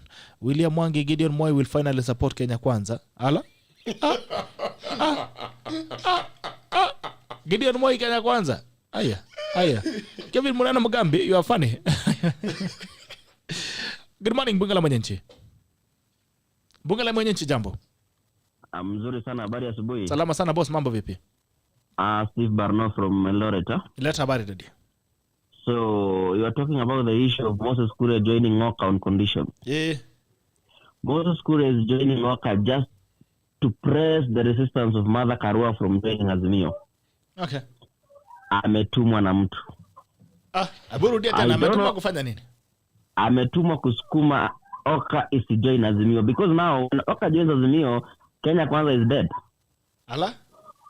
So, is joining Oka to press the resistance not to join Azimio. And you know Azimio without Oka is nothing. Okay. The master is William Ruto. Okay. Yes. So, Moses Kuria is there to ensure, to stall the process of joining Azimio. Yes, he's going up there to support Mother Karua. You know, Mother Karua was the only one who was not one to... So, ni yeye ameenda pale kusukuma pia kwamba we are signing this coalition on condition that we are not joining Azimio. Okay. So what will happen if they actually manage to sign the coalition and they agree that they're not joining Azimio? What will happen? Where will they telling happen? you, their master is William Ruto. Okay. So if they manage, watawacha Kalonzo kwa mataa hapo mwisho. I mean, who doesn't know that? I mean, who doesn't know that Moses Kuria is a Ruto's mole? Yeah? Okay. So, ikifika mwisho hapo, itafika kwamba watawacha Kalonzo na this man, this Gideon Moi. You know, Gideon Moi has nothing to lose anyway. Mm-hmm. So, watawacha Kalonzo mwisho na waseme, okay, this Oka is not doing, so we are joining Kenya Kwanza. You see? Yes. Yes, because from the word go, Moses Kuria have been saying, Azimio is its fate is Jahannam. So, haiwezi. I'm seeing that. Okay. Yes. Right. Tell that UDA man to tell you the truth. Okay, UDA man, tell me the truth. Bungala Mwenyenchi. Mwananchi jambo, bunge la Mwananchi ujambo, habari ya asubuhi. Bunge la Mwananchi jambo, tafadhali punguza sauti pale nyuma kwako. Bunge la Mwananchi jambo. Hello. Good morning sir, how are you? Kelvin Munene Mugambi. Kevin Munene Mugambi. Jambo, mambo vipi? Poa sana, nafuatilia mazungumzo. Asante sana. Thank you so much for joining us this morning. It's a pleasure to have you. Thank you so much. Salimia Janet hapo. Janet, umesalimiwa na Mugambi. Nimesalimika Mugambi. Haya, huyu Moses Kuria mimi naona tu yeye anatafuta nafasi hata ya deputy hapo kwa nini? Kwa Azimio. Anataka kuwa deputy wa Azimio. Azimio yeye anatafuta hiyo DP. Juu anajua Azimio tayari kuna mgombea wa urais. Si okay. Raila tu die main flag bearer. Yeah, so huyo Moses Kuria. Hiyo anacheza tu karata ili apate hiyo nafasi ya deputy president. Okay. Lakini Liana Kalonzo Musyoka alisema wanatengeneza Azimio la One Kenya. Anasema Azimio la One Kenya Alliance. Azimio One Kenya Alliance. Azimio One Kenya, na akasema kwamba wataketi wasikizane nani atakuwa flag bearer. Na umesema kwamba tayari Azimio iko na flag bearer. Do you think then does Oka have a chance then within in Azimio? I don't think Oka tu ina hiyo tu ni mchezo, lakini hiyo wanaangalia tu Azimio la moja. Ndio wataingia pale. Yeah. Haya, asante Mugambi. Mambo ni mingi. Kila mtu akona yake. The speculation continues. 0779-800-010, 0779-800-010. Bunge la Mwananchi liko wazi, nambari ni 0779 800 110, 0779-800-010. Bunge la Mwananchi liko wazi bado. Haya. Kevin Mugambi sema Yevani, now you are the real political conman. How can you disassociate yourself with failures and associate with successes? Your DP has done nothing. All right. Bunge la Mwananchi jambo. Habari yake? Please reduce the volume. Good morning. Good morning to you, sir. How are you? Niko salama sana, habari ya asubuhi. Simba ya mambo ndio hii. Ya, huyu ni Gilbert, huyu ni Boyd. Mambo. Mtu wa Amerika. Sasa mimi niko na maswali mbili kwa the lady. Just simple question. Unajua Wakenya sisi wamekuwa wajanja. Unajua hata sisi tuko huku Marekani but tunafuata kitu inaendelea. Sasa mimi nataka atuambie ukweli. Okay. Unajua Uhuru Kenyatta alidump Ruto because Ruto is a stubborn politician. Huwezi mconvince kumwambia hebu fuata hii mnada hii. Na of course nani ajui ni Uhuru Kenyatta anataka asukume Raila. And then Raila akuja achunge mali ya familia yake. Kwani mnataka kwenda na mali ya wenyewe?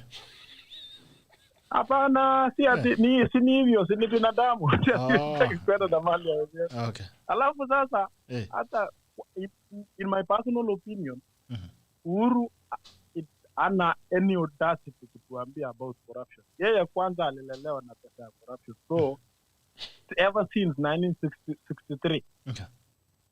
So maneno ya corruption kwanza hata asiongelee. So hiyo kwanza. Pesa kidogo nyo. Mbona wanasema sijui ati Ruto aliiba hii Ruto. Siasema hata yao walichukua hii. Hii kemta kwanza ya juu. These people they run away with a lot of money but they don't talk about it. They just talk about mimi natoka Elgeyo Marakwet. Yuko kwenye Kimwareri. Ili nini whatever but ilizama. DPP mwenyewe alisema hii pesa it's not about Ruto. But wamependua statement. They come to the media everywhere. They just come and pendua statement. And then another last question. Yes. Unajua Kenya 70% ni youth. Sasa young people kama hao wakienda TV station whatever na kutudanganya. Sasa sisi vijana wadogo tahamini nani? Utaamini nani? Okay. Haya, asante sana Gili, salimia watu wa diaspora. Okay. Haya, maswala nyeti kutoka wa Kenya. Nawasikiza mpaka diaspora. And the interesting about Kenyan diaspora is they are so in touch with what happens in the country. Hata saizi ni usiku pale lakini wako rada. Haya, nani mwingine? Moses Kamau wanasema that's the opposite of what is happening in Mount Kenya. System is kula kwa Ruto, kura kwa baba. Haya, now they call him Mudhuri Oshio. Okay, go see the conversation in the Mount. And then I'll be shocked, okay? Mera, okay, believe what you want to believe. Angalia hapo meeting ya Ngunjiri in Nyeri after the Sagana meeting.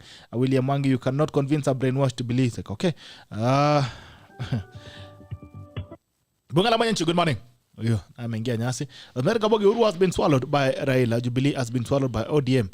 Now the choice is between Azimio versus UDA. Okay. Uhuru has been swallowed by Raila. Jubilee has been swallowed by ODM. Yeah. Okay, people have said it's the opposite. I don't know, and I want us to get there. It's been said that Jubilee has swallowed ODM strategically because they are coming in as many small fish that are becoming the big fish, and ODM is only coming man solo. Okay. Rosemary Kabugi, okay, Ben King Musembi. Wow, the gentleman can boldly say we identify. Bungala Manyanchi. Bungala Manyanchi jambo. Baba, namna gani? Safi, leta habari. Naitwa Moses Kapo. Mambo Mose. Poa sana bro. Habari sasa. Jonjo, leta maneno. Yeah. Tunafuata mjadala waziwazi. Haya, karibu sana. You see, I want to start with one. Yes. About the issue of the president and the clergy. You know, I think that's something that was blown just away just for the sake of politics. Okay. Because let us be realistic, we are living in a country that people are no longer focused on what they are required to do and what they're supposed to do. It's no longer about the gospel, it's about personal benefit and those kind of stuff. Right. Let us be realistic that we have lost it as clergy, as preachers. Most of us have really lost it. Okay. Because we focus more on whichever side of politics one is in, instead of uniting and being keen and uniting the country. Number two, kwa siasa za Kenya, I think the country needs God more than ever. Yeah. I think the direction that we are headed might lead us to some maybe pabaya in future. And we have heard of people talking more about conmanship and so forth and so forth. Okay. Those kind of, it has always been there. Let us agree. Okay. Our politics are built around lies. And looks like sisi wanasiasa wetu wengi, it's always about, if I get there, then I'll cross the other river when I get there. So mine is to ask the Kenyan people, let us seize everything. Okay. Let us seize everything. If it's kama ni Uhuru is going home. Yes. There's nothing like that. So watu wa Ruto na Raila wapambane kwa njia ambayo inafaa. Wasituingize kwa sarakasi yao. Wasituingize kwa sarakasi yao. Let us wangangane wenyewe kwa wenyewe. And as I said earlier, I want to commend Janet, by the way. Nakuja. I want to commend Janet. At least she's such an example that as a young person you can rise up and you can be able to have a stand on what you believe in. Let us, and what I like is that she's joining the political party because of ideology and not because of what it's supposed people are thinking. Okay. You know, and that's the direction that we need to take as young people in this country. If you're joining a political party, join a political party because of the ideologies of the political party and you know where you need to head. Not because you're swayed kwa sababu mkubwa wangu wako pande hii or I'm gaining this side. Hata kama ni mtu mwenye anaenda ile chama ya Kuria, chama cha kazi. Ama hata mwingine ataenda Kifagio Party of Kenya. Niko na yangu ya Recharge Party of Kenya. Mimi najua yako kuna ile hapa independent lakini sitaki kusema hapa saa hizi. Inaitwa Recharge Party of Kenya. We are recharging the nation. Because if I have to join it, I have to join it because I believe in the ideologies of those political parties. Karibu sana, tuko na ideolojia kubwa zaidi. Ngoja hiyo tutaongea kwa baadaye. You have to convince me. Okay. Also, I think on the matters of UK, let us be realistic, let us be honest. Many people are talking of maybe kwamba siasa ya Mount Kenya here and there, more and more. And, you know, And I think everybody's so focused on Mount Kenya more than focusing on the rest of the country. Yes. Maybe because they don't have a presidential candidate and so forth and so forth. I can tell you for free. After the Sagana meeting, I've had some of 3 of my cousins tell me at wanaweza amini Raila. Okay. I mean that is a plus on his side. That is a plus on his side. Now and maybe he's plus 3 cousins. Yeah, he has those plus 3 cousins. Okay. And more maybe wamejoin Raila. So what wache kudanganya our DP kwamba ground bado iko venye ilikuwa. Let them be realistic. Asante. Na Uhuru pia acha atuambie kwa nini hakutuambia kitambo what happened and those kind of stuff. Hata kama alituambia alikuwa anafanya kazi. So that's the case. Asante sana Bishop. Na uombea watu wanahitaji maombi zaidi kuliko kura. Wanahitaji viboko wengine, iko ingine inatolewa na viboko. Kwa viboko uniachie, maombi washikilia hapo. Asante, thank you so much. What's this come out? That is all right. Bunge 779801007. Naona Makali amenitumia kitu hapa. I'm saying David Makali sent me something here. And he's saying, I said it before, if Kalonzo goes into a coalition with Azimio, the rest will be at an equilibrium. If he joins Kenya Kwanza, game shot. Let the push and pull continue. All right, let the push and pull continue. David Makadi anasema, if Kalonzo goes into a coalition with Azimio, the rest will be in equilibrium. That's 50-50 maybe. And if he joins Kenya Kwanza, game done and game gone. Let the push and pull continue.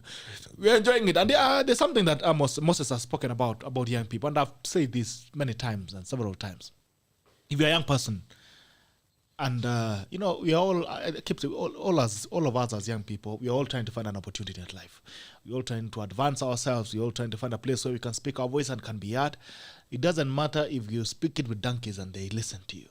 So any young people, I'll never stand and criticize any young person who chooses to have a following, as long as it's for good reasons, as long as you're not negatively affecting others, you're not insulting others, you're not preaching hate. If you're preaching hate, that's why I have a problem with you. But if you're advancing ideologies from any political side, keep doing it, because if that's a space that you are in and people listen to you and you're getting a space to be useful in your own life and advance yourself as a young person, be there. But wherever you are, please ensure that you preach things that are good for posterity. Don't preach hatred. Don't preach people fighting against each other. Let's all share ideologies. Let's argue our points. Let's try and convince each other. If you have a better agenda, fine. We'll support you. I don't have a problem with any other person who is anywhere. Myself, hiyo maneno iliisha. Tulingangana siku ile. Sasa kwanza nimesikia jana amesema kumbe Raila hako wazimu. Sasa nimeshangaa kwa sababu nilikuwa na yeye Jubilee. Ale mbele ndio inaitwa aje ile caravan. Mwanzo siku ile inaitwa nini? Mbele iko sawa. Tulikuwa mbele iko sawa tukisema Raila ni mchawi ni mganga, nimeshtuka. Kumbe hako hivyo. So 2017 mimi niliosha mikono na nikasema I'll support any other person who, if you set an agenda that works for me, and every other young person, I'll support you. I'll give you a platform. If you're preaching an ideology and you're standing for something meaningful and someone is giving you an opportunity to be useful and advance yourself as a young person, I don't have a problem with you. As long as you're not preaching hatred and you're not having people fight up. Because we need this country. Then if the relations will come, we go. If Janet, you get appointed to government next year, I'll be very happy for you. I'll know that Janet was here. She had a platform to speak for herself. Her voice was heard and she has a space. So any other young person that you are in, whichever space that you are in, and you're being useful in your and advancing yourself, kongole kwako. Mimi niko nyuma yako napiga wewe makofi. Sisi wengine we have retired from siasa. Kwa nje. Haya, Abed Musembi anasema the gentleman can boldly say we identify with success and disassociate with failure. How do you disassociate with the pop of the food you have eaten? Cross dishonesty. You have been called out, KHALENDE, for cherry picking what you want to associate with. Joseph Baketini from Gerikwe. Send out to Gerikwe. William Mwangi. Na kwa Moses Kamau sema Aki Joe. KHALENDE seems to understand Mount Kenya politics and his own constituency. Okay, there's a lot of comments as well. Irene simply anasema Aki Watermelon. Sasa nipe tu ya 500k badala ya kusimama na anguke. Okay, Kimdai Dan Lucky. Nasema tuning from Germany. Our vote goes to Ruta. Thank you so much guys from Germany as well. Thank you diasporans for always taking your time to tune in. Eric Bex Jawen, Kuria is cunning politician. If he has being associated with Azimio, he's playing cards well. Juu anataka ugavana Kiambu. Just what I know, Kalonzo will be on the ballot. Okay, Dr. Briton Kocheng. Huyu KHALENDE siya kule tu pesa yake juu hawezi pata hata Nzama ya clan. Jameni. Evans Gidai, Kalonzo still playing hide and seek. Just political conmanship but come back to haunt him. Okay. So Moso Nick, wapi namba ya kupiga 0779-800-010 0779-800-010. Keeps H-Chip Kendi, ask Janet what DPP said about Auror's scam. Kenyans are not fools. About the fact that the Azimio are so sure that it's very difficult to defeat Ruto in the mountain is making them very uncomfortable. That's why they always try to speak for us, the Aslas. Okay. Dual Stephen Ochieng, say hi to Janet, a very bright lady. You got a rank in bright pia. Akili. Kevin Munana Mugambi, MK is looking for a greener pasture, and after DP position, Senvaro is adding power to Mother Karua's resistance to join Azimio. Okay. Gerald Bito is on a mission sent by Kenya Kwanza to confuse Oka, not to join Azimio. All right. Moses Simiyu, the problem with our politicians is lack of ideology. Okay. On YouTube, the president is right about Ruto. He has been working with him for 9 years. Michael Waigwa, Moses Kuria, in my view, is thinking of a reliable party oath that will have the Mount Kenya people's approval. Those are what Kalonzo is doing, is basically to increase his political purchasing value. In the end, it'll be Azimio. Okay. Michael Waigwa, this lady is some comments I don't appreciate. Okay. Ask her about the 12 million trillion debt. Is that Ruto? Okay. Deni ya Kenya. Nana Liomba. David Ngetich was on Sagana 3 about cementing the Gikuyu votes for the president's choice. Is in that a divisive leadership? If Jana talks of unity, then those sentiments are very divisive. Okay. Those are the Sagana 3 meeting was a specific meeting for the people from Mount Kenya. His message was well received by the intended audience, but as to the net effect on the ground, story for another day. Okay. Saying the message was received, but it looks like it never got to the people of Jerusalem. It didn't get to Jerusalem. But I like how articulate Janet is to issues, unlike my brother, Joe portrays anger and arrogance like his party leader. Okay. Those who had led the Jubilee campaign in 2017 were all given cozy jobs, and they are actively campaigning for the government project, yet they are government officials bound by Chapter 6 to be impartial. Okay. David Ngatit, good morning. GB Salimia Joe, President Law Annex School, my president. This one is a leader, you to watch. Okay. Udrich Tiller, those are who managed to pass his message successfully. The leader, okay, I think I read that comment as well from Facebook. But anyway, Meramana said the DPP and the DP. The DP said the DP had nothing to do with the dams. It was the OP. Okay. Gavin Munena anasema call me one day bitok, although I'm a comrade, damu yangu ni ya blue, Azimio. Kuna shida, kama ni blue, kama damu ni blue, ni yellow, ni nini. Kenya ni yetu sisi wote. Moses Simiyu, the problem with our politicians, lack of ideology. I read that. Anyway, guys, a winding response on the comments and the calls that have come in. Danza na Janeti.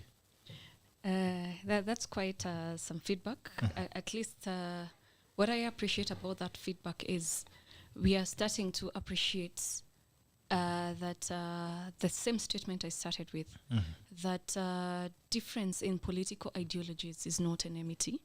And the way Moses has said, to every young person out there who gets a space to participate in actively, especially politically, please go do it. It does not matter whether it's UDA, it does not matter whether it's Azimio, it does not matter whether it's CCK. Any space that you get, any space that you get that you can be able to air your voice, please do it, because we have to encourage young people to participate actively in political matters, because everything that happens in this country, development-wise, matters pertaining the youth education, all of them are anchored in our politics. And if we do not get the right leaders, if we do not elect the people of our choices, we do not have the authority to speak up. So I will encourage every young person out there, please participate actively. It does not matter the side that you support, but at least after 9th of August, you will be able to stand and ask questions. Why is this not happening? Or rather, you say, we told you this person is not fit to run a government. Or you will say, we voted for you. You have not done 1, 2, 3, 4 things. on the issue, there are a lot of issues coming up from the Sagana meeting. And I will say that was just one meeting whereby the president was declaring, na tukitoka huko alituambia wacha tutapatana mashinani. He is going the way people thought that he will just retire Kibaki style. He's not going to do that because the president is too young to retire. He still have the energy to tell people what really happened. Why, like I said, why is it not this way? It is this way. And like I said, he only has one vote. His job is to tell you whether you believe him or you don't. That is up to you. At the end of the day, choices have consequences. I don't know whether there was I can't remember the other questions. There was somebody who said about the debt. I think Kanini Kega, who is the chair of budget committee and who is now our chair of the National Elections Board in Jubilee, he put it very clearly that our debt in 2017, was it in 2017 or before he took over from the previous budget committee, which I think was Ishongwa, our debt at that time was 5 trillion. And right now it's at, is it 9 trillion in the 5 years that... no, 13 trillion. No. That was what they had said. He was responding to them. He was responding to them and telling them from the accounts that we have in our budget from Parliament, our debt is now at 9 trillion. So the 13 trillion or I don't know 12 trillion that was being said, I think it was a presser in a presser in Meru, whereby there was a hashtag and it was a reaction to a hashtag that was running lower the food prices, which was a very good hashtag, by the way, which was a very good hashtag. But the moment it was taken to drive a certain political agenda, that is the only moment we lost it. Because, I mean, the moment you try to drive a hashtag and then a whole deputy president comes in support of that, and it's the same person who was giving, previously, who was giving why the food prices have to increase, it is just hypocrisy. Because the people we should be asking these questions are the elected member of parliament. The laws are made in parliament. So the subsidies, the people we should be questioning, it is our member of parliament. They should be able to do that job in parliament, which they are not doing. And also, by the way, I think this coming election, people need to be educated. There need to be a civic education that clearly outlines the mandate of each elected member, whether starting from MCA, MP, woman representative, and Senate and governor and the president. Because I think there are people think people do not know the roles of these people. That is why you will see them blaming somebody for a job they are not supposed to do. Because for like the members of parliament, their job is to make laws. That is their number one job on why they are elected. They make laws to govern this country. And that is why some of these issues that we tunaelekeza any leader that we get, the mandate do not lie with them. The issues of development do not even lie on the member of parliament, because even CDF is not managed by a member of parliament.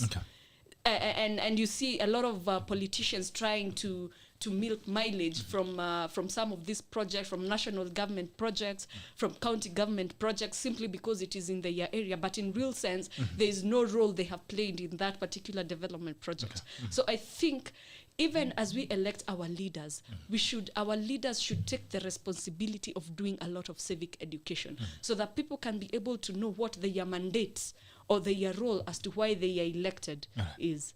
Okay. KHALENDE. Yes, mine is to encourage youth to take part into this, to take part into the debate. But youth need to be told the truth that they cannot no longer hide behind hashtags, behind the Facebook accounts, behind Twitter accounts and Instagram. Youth need to come out, speak loudly, and take leadership roles. And my sister Janet here, she will not just be a Jubilee youth leader. Janet here is capable of being the member of parliament from her constituency. She should go and contest. I support that with two goats. Not to just be an influencer, because at the end of the day, that's why we are conned by these politicians, because we are just campaigners, influencers. After the elections, they say, vijana wako na mbio sana, wacha tuchague wazee. The problem is that we do not go and ask for vote. I know it's a challenge as a young person to go back. I've been, for the last 2 months, I've been on the ground. It's a challenge. Nimekuja 10 days holiday. I'm in Nairobi for to sell my agenda to the Nairobians. You know, it's a challenge. I know it's a challenge, it's a problem, but you take up the challenge and you put a brave face and you go and ask for vote, village by village, kitongoji to kitongoji, naomba kura. And you'll get positive response from these people. And also there are those ones who are just jealous, there are those ones who do not have an agenda in their life. They will try and throw things at you. Some of them, they will throw things. And in fact, as a young person, that's what should even feed you or should give you more energy to go back. So we should go and participate. Second of all, we were having the massive voter registration. Young people have deliberately refused to register as voters in this country. But the reason, we should address the reason. And the reason is that the system is not working for the youth man. That's why the youth man does not care. The youth have rebelled from church, the youth have rebelled from the government, the youth are rebelling in their family, and the youth are rebelling in schools. So we need to address those issues. And the moment we address those issues, we can be able to help our youth to go forward. Because what these young people want is a system that works, is an economy that accommodates them and help them to put food on the table. And we cannot have that when we are just making noise on Twitter with hashtags or on Facebook. We need to participate in this election. We can have a discussion on bottom-up vis-a-vis the young person. We can have a debate on Azimio vis-a-vis the young people. So if we have that debate and we are able to think critically and argue critically and see which agenda suits the young person in this country, we will be making sense, we will elect sensible leaders, we will move forward as a country. We will not have mass action, I hope so. We will not have mandamanos, I hope so. But at the end of the day, it is God who decides who will be the president of this country. Hallelujah. And we leave it to the Kenyans to make that decision on 9th August, and we move on as a country. All right. I want to say it's you decide. You know, sometimes we give God a lot of work. He's busy in Ukraine. Watu wanapigana huko, mara Syria, watu wananyongana. He's very busy. Then we want also to give him the job of choosing our leaders. I think we have the power to choose our leaders. Just vote and go home. Let your ballot speak. And we'll have a country after August, 9th August. Thank you guys for joining us this morning. And the tacklers as well who has been with us. Thank you so much for tuning in this morning. It's always a pleasure to have you. Thank you for always contributing value. Ensure that we can drive this country forward. And I keep saying this, the only way we will change this country in this century is not by bows and arrows or spears and stones and all that. It's through conversations. The more conversations we have, the more we talk about the issues that affect the people of this country, that affect the young people, that affect the old, that affect every other person in this country, the more we'll get to change this country. So thank you so much for agreeing to participate in such conversations and in ensuring that we can protect this country for posterity. In Jenga, some Kenyans must reject the Kenyatta Family Project. They have been eating for 60 years since independence. Uhuru feels that Kenya belongs to his mother, and they will decide who become the president, even shamelessly offering Ruto a chance after the said Muganga project. Okay. MCMU, if the president is so sure about them winning, why the invitation and coercion? I think DP is going to win, and maybe they are not going to accept, but I'm sure on 9th of August, the people will have their day to determine the destiny of this country. We need a breakaway from the status quo. We must stand to be counted. Okay. On YouTube, I think that's it. On Facebook and YouTube, it's been a pleasure having you guys. Magazeti inasema Daily Nation, Raila Kalonzo tension spoils Azimio plans. Date in March this year when Azimio, that's 1203, when Azimio coalition plans to hold a mega rally in Nairobi after a series of campaigns across the country. Okay, you're the Daily Nation. Kenyans battling rare diseases. Okay, crazy. Experts cut Kenya's growth outlook. Why Mumias is Miwani in the making. Okay. Ruta brokers UDA poll packs.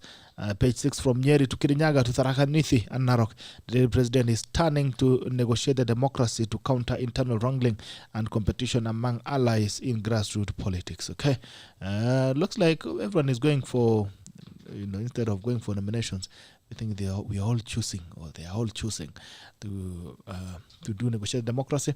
And Taifa Leo, I think, gazeti gani nyingine hapa, The People Daily inasema running mate position totals Ruto coalition, I think from the utterances yesterday of Rigathi Gachagua. There is again Kalonzo Musyoka, inasema Kalonzo Musyoka, the man who holds Azimio's fate. Okay, Taifa Leo inasema mzee Moi akoroga Kalonzo. Okay, azama mzee Moi alimwambia can support Uhuru Kenyatta and Gideon Moi but never Raila Odinga. Asa even in his grave, Daniel Aramoy is still turning. The Star, why did voters could rise from the grave to vote? This is the register has not been verified, which is by law supposed to be how many days before election? 60 days? 60 or 90 days? 60. 90. All right, 90 days before elections. They have to verify the registrar, which has not been done. There's a possibility that you might meet your ancestors at the ballot. Until tomorrow on Siasa Wednesday, which tomorrow we'll be having Kwame Owino, and is an economist, CEO of an economic organization, and we'll be having Caleb Kositany MP. So he's also running for governor in Uasin Gishu County. So tukutane kesho Wednesday, tuzungumzie mambo ya uchumi, state of the nation, state of debt, state of the economy, and also state of politics. Until then, see you and take care. This is a tackle and it ends now. Bye-bye.